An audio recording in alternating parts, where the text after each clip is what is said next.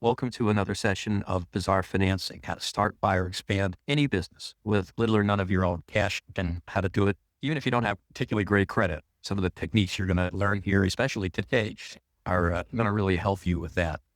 That being the case, what I want to do is just get started and take you through a concept that all of you should be somewhat familiar with. And it's time for you to be introduced to a refinement of what we refer to as the double escrow technique. Now, when you learned it in Bizarre Financing Essentials, it goes back to the purchase of my first company, the motorcycle manufacturing company. And it's where we basically set up two different escrows, and we use leverage buyout to buy out the company, where we leverage the assets of the business. And then we had the asset-based lenders in one escrow, and we had the seller in another escrow. And so the seller really wasn't clear on how we were financing the company. And we were literally using the assets and the cash flow of the company we were buying to create all of the cash with which to make the purchase. Well, that technique has worked for literally dozens and dozens of years. Still works today. But some lenders are a little, let's call them savvier. Some people have taken the technique as we've taught it and have abused it in ways that have made some lenders weary of the mechanics of it. And so today what you tend to see is that if people are going to finance your purchase of a company, they like to see, quote, skin in the game. They want to know that you have your hard-earned cash invested in the deal, because they feel that if your hard-earned cash is invested in the deal, that you're going to work harder to make the company a success and make sure that you perform at a level that gets them repaid or gets them a return on their investment. But like anything else, time moves on, and no sooner does one group change a method or a tactic or a strategy that makes it harder to get a deal done, and the very creative minds on the other side go to work and figure out, well, okay, if that's the way they're going to want to set it up now, how do I get back to where I don't have my own cash invested in the deal? How does it get back to where, for all appearance sake, I have skin in the game, and that the deal is going to happen based on the way we want it to happen, even though I physically don't have any cash in the game? And that's a central theme to our process, because our belief system here is that skin in the game is only one indicator of a person's commitment. The other is the nature of who they are and the pursuit of their own passion. We see entrepreneurs all the time that spend years of sweat capital getting deals together or making things happen. And that sweat capital is truly an investment in the business. It's truly skin in the game. It's just not recognized by the people who are putting up cash, who only value your cash as skin in the game. So we're going to teach you today one of several different ways of finessing that challenge, of handling it in a way that gives all appearances that you've got the skin in the game that they're looking for, and that they'll do the financing it is that you are going to ask them to do. It's just a question of bringing different players in at different places with different concepts and techniques. And I'm going to take you through that literally right now. So the challenge is skin in the game. If we don't have any cash, doesn't mean we don't have skin in the game. It could be sweat capital, but we're going to have to prove to other people we do have skin in the game, and here's how we're going to do it. At least this is one great way of doing it. First of all, let's take a look at a lender or an investor, and basically what they need to see is entrepreneurs' cash equity in the buying entity. So in other words, if you're setting up a new entity to buy a company, which is what we always recommend that you do, is to have a new company, which we're going to call BuyCo today, BUYCO, BuyCo. And you set up this new corporation, and it's going to be the company that buys the company that's for sale. Entrepreneur cash may need to be at least 25% of the total purchase price. So somewhere between a small amount and 25% of whatever the total purchase price is, are, depending on your lender or your investor, is what they want to see of your hard-earned cash in the deal. And so that's what we're going to have to be prepared to have them envision, that that cash is really there. And then you've got lenders and investors, of course, who give no credit to the entrepreneur for the seller financing. In other words, you may get the seller to take back a note 20, 30, even 40% of the purchase price, but they don't care about that. The fact that that means that their investment is less at risk or less crucial to the buying of the company, they just don't care. They give you no credit at all for a seller note. And of course, they don't give you credit for sweat capital. And the other challenge, or part of the challenge, is the acquired company itself may have little or no assets to leverage through an asset-based lender. So another complaint or challenge that we hear all the time is, well, gee, Gordon, these asset-based lenders would be great, but I can't use them, or I can only use them to a minimum extent because there are no machinery, there's no equipment, it's a high cash flow company. They have lots of good cash flow, but it's a service business. They don't have much in the way of actual assets. And so a lot of people sort of give up on that because they're thinking in terms of an asset-based lender. So what we're going to take you through today is a way that we currently overcome the challenges that you see there. And we're going to ask you to put your creative hat on. We're going to ask you to sit back and relax and absorb and think. So thinking and absorbing is the task for the next 15, 20 minutes. The solution is phantom skin in the game.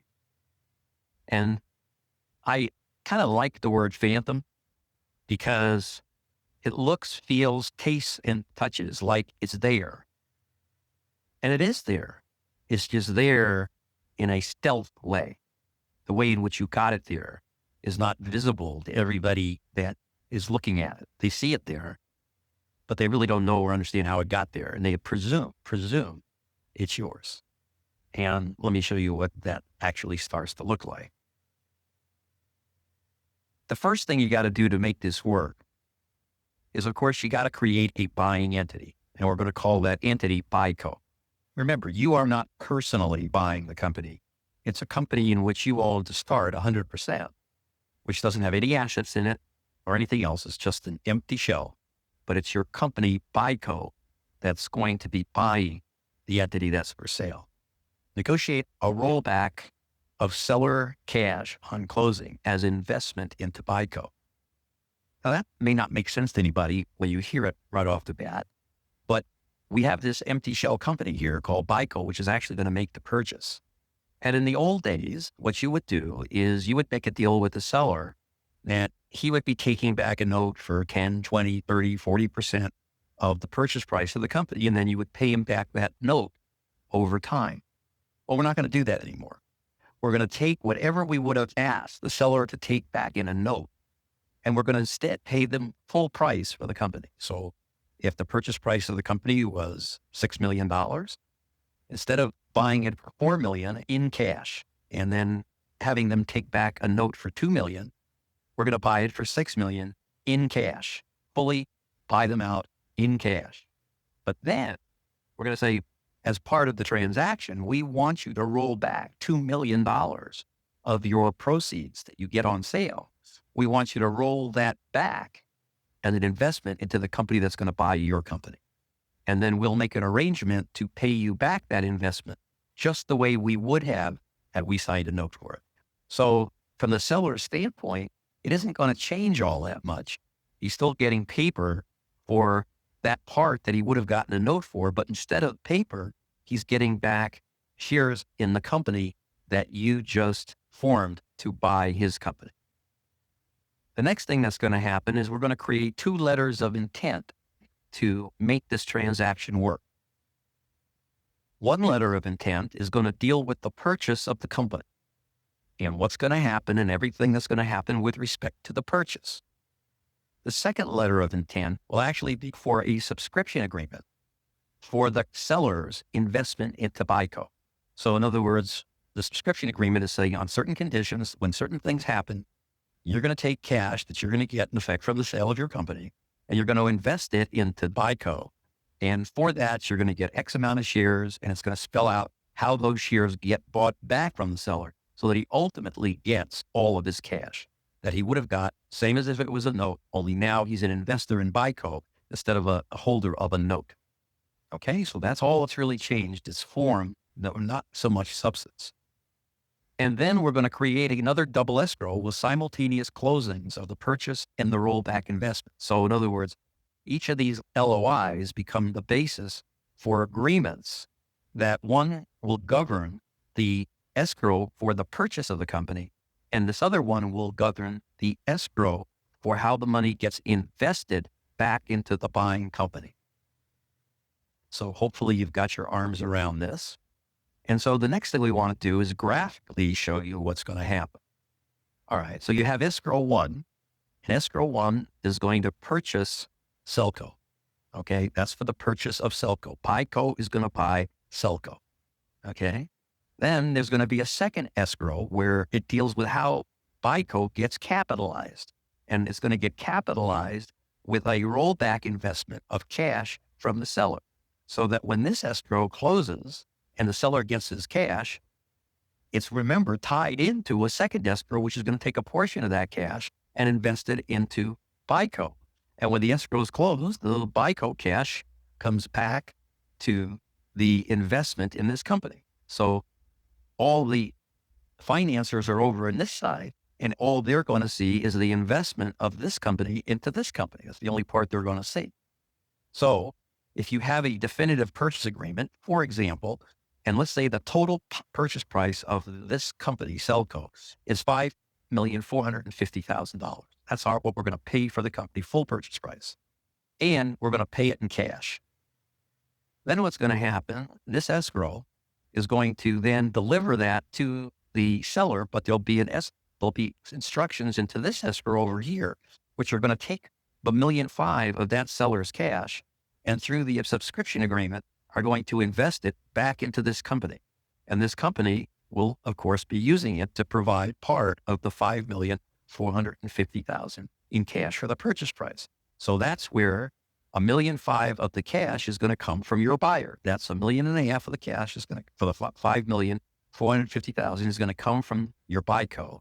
Then you're going to finance it more in the traditional way, where let's say there is some assets in here. So we may do $1 million of asset-based loan.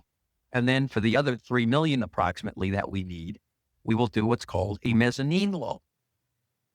The asset-based loan, we could finesse that part without any of this, but not the mezzanine loan. If you have a mezzanine lender that's going to put up $3 million, they want to know that they're putting their $3 million in on top of the buyer's capital, which has to be at least 25% of their capital. That's kind of their rules, right?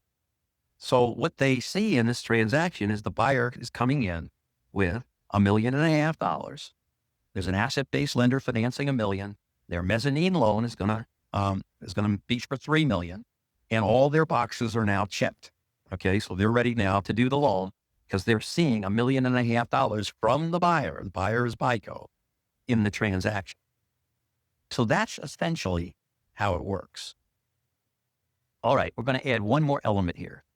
And the element that we're going to add is a transactional loan for $1.5 million. And we're going to do this to answer the question of what if we have to have real money in the escrow 2 account in order to satisfy all the parties?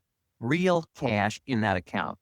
Well, we can do what's called a transactional loan for $1.5 million, where that lender will put into escrow number 2, $1.5 million, where their terms of their loan are to get paid back out of the close of escrow. So when we start the whole process, there will be $1.5 million of cash in this escrow 2 that's owned, or that's money of the capitalization of BICO. The money will be there.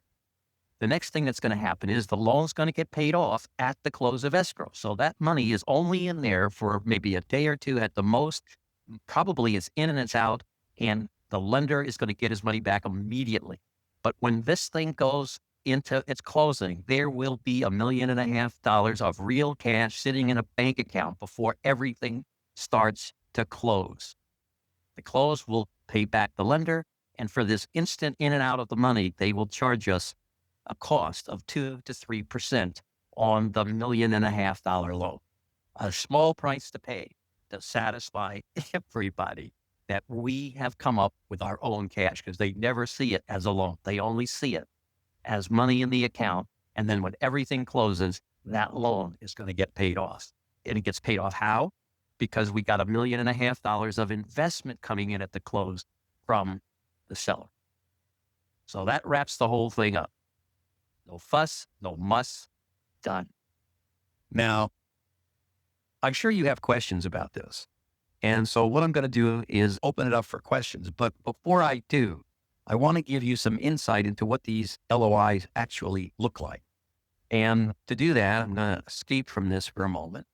And we're going to go into these 2 documents here.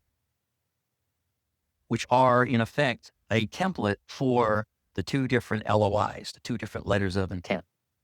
This one here has to do with the buying company, BuyCo. This one here has to do with how BuyCo gets funded. So this is